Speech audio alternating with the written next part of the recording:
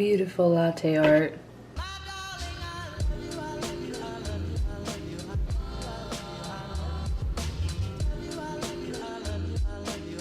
Good morning to my dearest friends.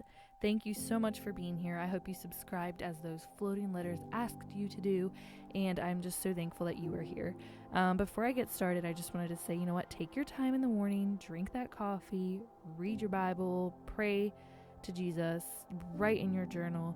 Just do those things that make you come alive, that make you feel good, and that set you up for success, because this world just throws so much at you in one day, and we need to center ourselves before we begin just hearing everything that the world has to give us. So I just wanted to say that, but now let's get started, because this video is not about what I was just talking about. I don't even know why I was talking about it, but thanks for listening. So let's actually talk about what I came on here to talk about initially, and that is the 5 things to keep in mind while you are decluttering. And so these clips are really random, but they are clips that I took while I was in the process of decluttering. And as you can see, things look crazy. So that's my first thing to keep in mind. Number 1, decluttering is messy. It is so messy, but it will get better. Don't you worry, it will get better. If you have stuff laying around, if you have stuff hidden, if you're pulling everything out and putting it in the center of your living room or in the center of the room that you are decluttering, it is obviously going to look crazy in there, right? But those things are necessary in order for you to determine what you do have in your house and then what you want to get rid of. So it is messy, but it will get better. Number 2, decluttering doesn't mean you cannot reuse things. This was originally a candle, as I'm sure most of you recognize it from Target. I don't know if it's the Magnolia line, I don't even know, Hearth and what is it? I don't remember them. But this was from Target originally, and it was a candle. So when I burned it all the way through, I decided I would melt the wax at the bottom, and I would pour it out, and I would clean out that container and reuse it. And I reused it in this case for Q-tips. But what I'm trying to say is, don't think that just because everybody throws out their candle jars, it means you have to make sure you throw it out because you are a decluttering queen.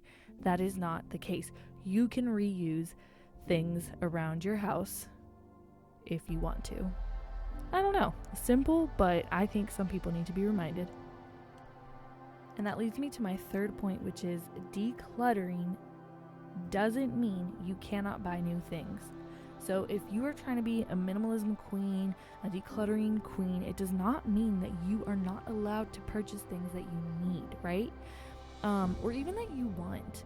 Like, don't confine yourself to that idea that, oh, I can't buy new things because I've been decluttering and I've been helping people and telling people that I'm decluttering, so why would I buy something?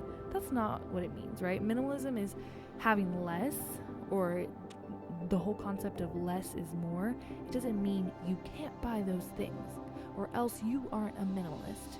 Minimalism is different for everybody, and that is actually a whole different point, so let's get to it. But ladies, if you need something, go buy it. Number 4, decluttering doesn't only mean donating. Try to sell your stuff. I highly encourage this. I, of course, have downloaded all the platforms, and I try to sell, and I have my own selling Instagram. Shameless plug, linked below. But I do try to sell most things. So this decluttering process has been made easier because I have decluttered from my closet, and I have started posting. As you can see here, I'm posting these free people pants. If you're interested, they're amazing. They're incredible, and they're linked on my Depop. Link down below. But all I'm trying to say is definitely try to sell things. You don't always have to just donate, but of course, donating is also widely accepted. And finally, number 5, decluttering is specific to each person. My decluttering will look different than your decluttering, and your decluttering might look different than your own spouse's. You are under the same roof, and yet your decluttering processes look completely different. So I encourage you to never compare decluttering processes. One time I got a comment and it was like, wow, you started with 106? That are so many pieces of clothing. And I was like, oh my gosh, is 106 a lot? And then I realized some people start with 400. So don't compare. Everybody's process is different, and I mean, it's our own stuff, and we are all completely different individuals. So I encourage you to declutter and never forget you matter. Bye.